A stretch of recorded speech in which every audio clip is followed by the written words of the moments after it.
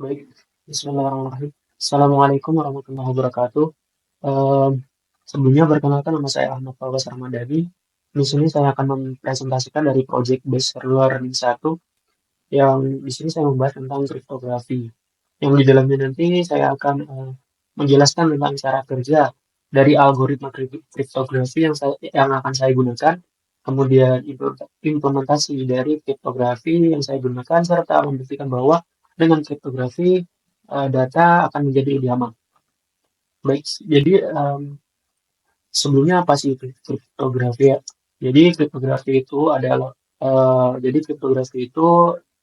adalah sebuah teknik untuk mengamankan data dengan mengubahnya menjadi tidak terbaca dengan tujuan untuk menyembunyikan sebuah informasi rahasia dari akses pihak yang tidak berhak selama data berada dalam proses pengiriman atau penyimpanan.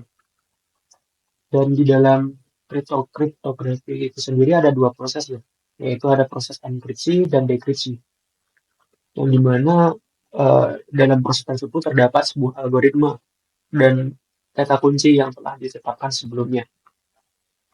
Baik, jadi kita akan lanjut ke program yang saya buat terlebih dahulu. Baik, di sini ada secret key atau kata kunci yang di sini saya menggunakan sebuah hash 32 byte dengan kata kunci Superman terbang. Kemudian di sini ada secret EV yang digunakan untuk menambah keamanan dari enkripsi. Yang di sini saya menggunakan MD516 byte dalam kata kunci gajah duduk.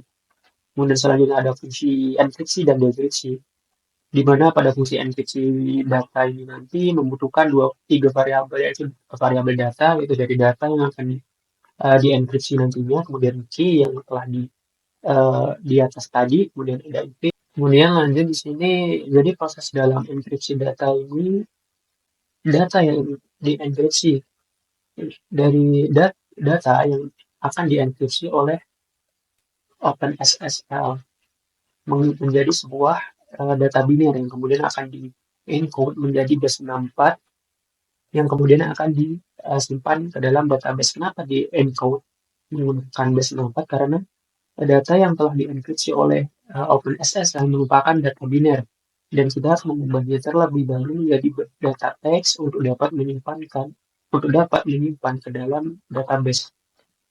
Nah, jadi menggunakan base 64.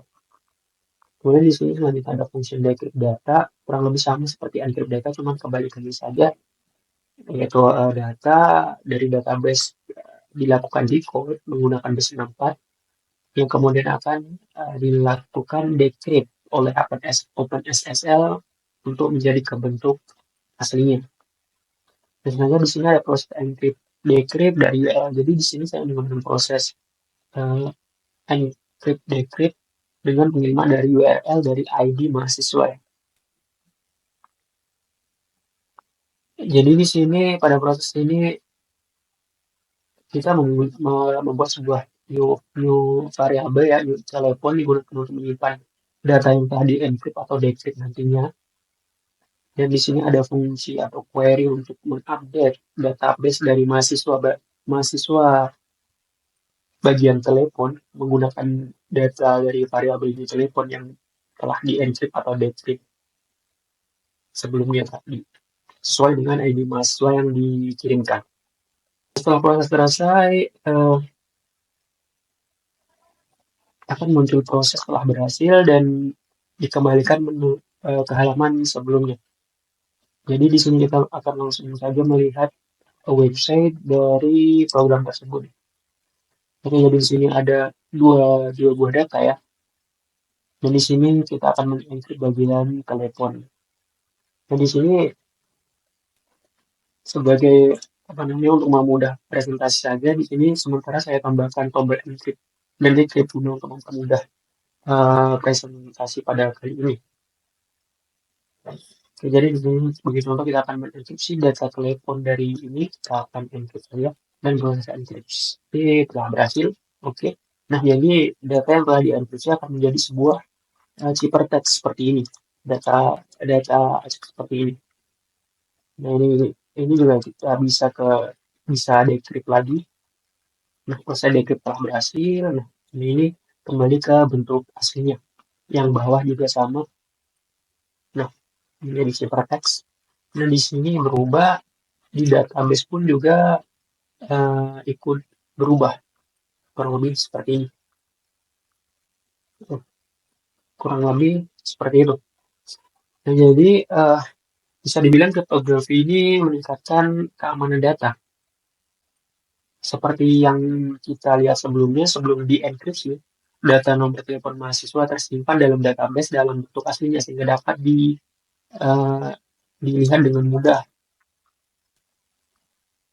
apabila database telah diretas. Kemudian setelah dienkripsi, data nomor telepon akan berubah menjadi ciphertext yang tidak bisa ditanpa tanpa melakukan dekripsi terlebih dahulu. Nah, jadi jika ada pihak yang tidak berwenang atau peretas yang membuka database, mereka hanya akan melihat sebuah teks yang terenkripsi seperti ini tanpa memiliki kunci rahasia seperti yang saya sebutkan tadi. Peretas juga tidak tidak tidak dapat mengembalikan data ke dalam bentuk aslinya atau mendekripnya. Secara tidak bisa dibilang secara tidak langsung proses dekrip ini hanya bisa dilakukan oleh pihak yang memiliki kata kuncinya untuk pihak asli. Kurang lebih seperti itu. Jadi kriptografi bisa dibilang dapat digunakan untuk memastikan bahwa data tetap aman dari pencurian atau penyalahgunaan oleh pihak yang tidak berwenang. Mungkin sekian presentasi dari saya. Mohon maaf bila ada salah kata. Terima kasih. Wassalamualaikum warahmatullahi wabarakatuh.